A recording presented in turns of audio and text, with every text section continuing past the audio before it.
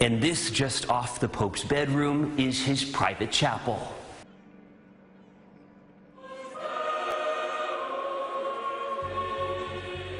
The world is in great shock as Pope Francis's proverbial house revealed the unbelievable.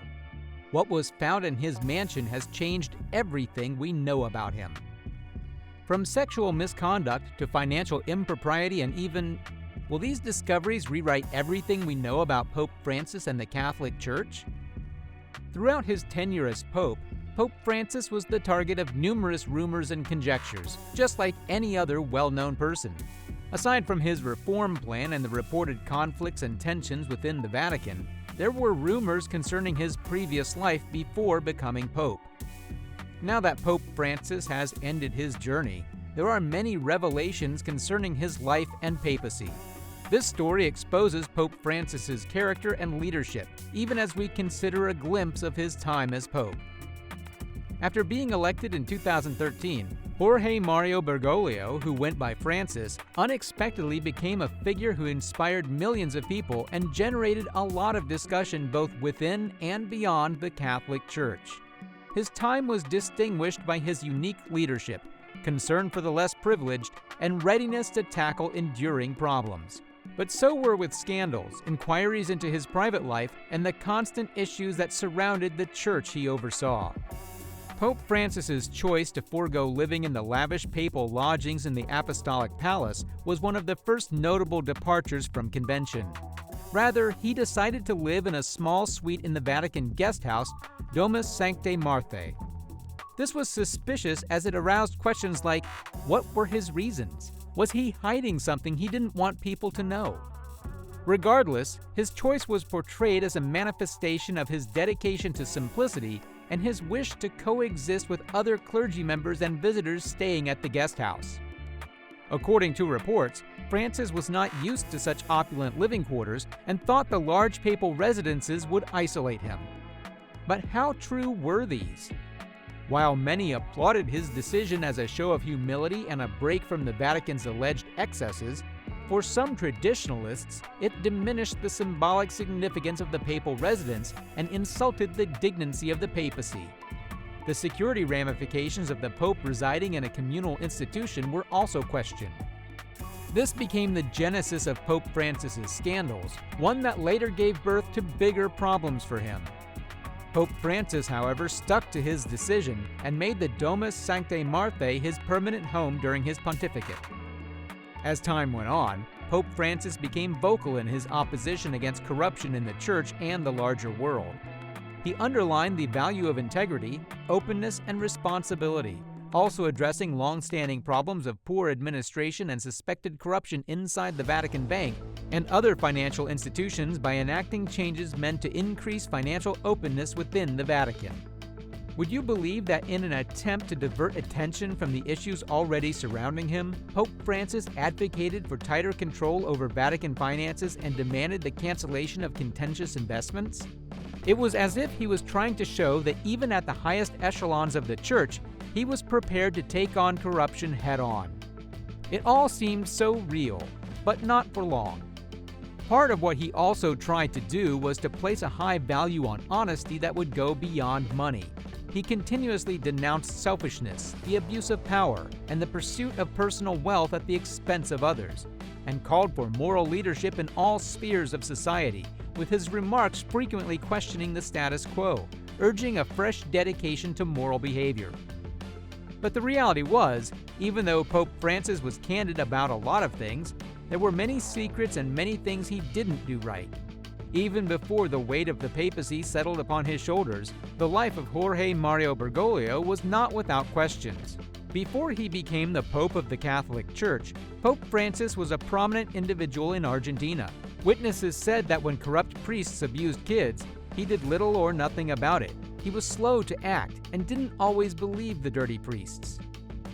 Not only were many people hurt and their families very angry about this, it made people realize that even before he was Pope, he never listened to them. All these left a question in the hearts of all. If he didn't fix it then, would he really fix it later? Also, it made people wonder if the Pope really cared more about protecting the Church than helping the people who were hurt.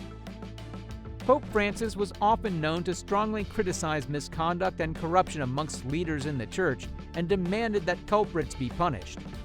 Nevertheless, a number of people believe he was not a man of integrity and never kept to his word, and this was because they saw some leaders who got away even in their wrong deeds. Does this mean some rules don't apply to some leaders in the church? Aside from these disputes involving Pope Francis had long struggled with a number of extremely difficult problems. The most well-known of these in recent decades has been the sexual abuse epidemic, which has severely harmed victims' lives and the church's reputation, even though Pope Francis later took action to address this issue. Regarding this, Theodore McCarrick stood out. Theodore McCarrick was a powerful cardinal in the United States who faced credible and substantiated accusations of sexual abuse of minors and adults. These accusations spanned decades, and questions arose about how McCarrick was able to rise through the church hierarchy despite these allegations being known by some within the church. Initially, there were criticisms that Pope Francis was slow to act decisively on the McCarrick allegations. Most people felt there was a reluctance to fully confront the past and hold powerful figures accountable. However, after further investigation and public pressure, Pope Francis eventually took significant action. In 2018, the Vatican announced that McCarrick's priestly faculties were suspended and was definitively dismissed from the clerical state. Afterwards, Pope Francis acknowledged that mistakes were made in the handling of the McCarrick case by previous church leaders and within his own administration. As a result of this incident, more issues began to rise as a decline in financial trust resulted from this catastrophe. Pope Francis also had to deal with difficulties in financial management, the church's involvement in current social and political crises, and dwindling membership in various regions of the world. At a time, Pope Francis wanted to make sure everything was done honestly, but it wasn't easy. One big problem was about buying a fancy building in London. But then it seemed like some people in the Vatican made some very bad decisions, losing a lot of the church's money. This wasn't public knowledge until much later. Pope Francis got angry. He didn't sweep it under the rug, and he fired people and started a court case right there in the Vatican. This was a big deal. Even a cardinal, a very important church leader, was involved. Some people were not happy with how the Pope handled it. In their defense, they said it hurt the church's image. But then, these were just a tip of the iceberg compared to what many would later refer to as idolatry. Did Pope Francis lead the church further away from Christ and closer to idolatry? During a Vatican event connected to the Synod in 2019, indigenous Amazonian rituals and symbols were present, statues that were identified with the Andean fertility goddess Pachamama. This sparked outrage because this statue was related to ceremonies as pagan and idolatry, a grave offense to Christian beliefs. Was Pope Francis trying to introduce pagan symbols into the heart of the Vatican? He was criticized for condoning it because he failed to adequately condemn it. The handling of the Pachamama controversy fueled accusations that Pope Francis was undermining traditional Catholic doctrine and causing division within the church. The truth is, even though Francis is no longer with us, the effects of Pope Francis's term and the scandals that surrounded him will surely continue to influence the future of the church, even as it advances under his successor, Pope Leo XIV. What are your thoughts on this? Let us know in the comments below. And if you enjoyed this video, be sure to like this video and subscribe for more. Thanks for watching.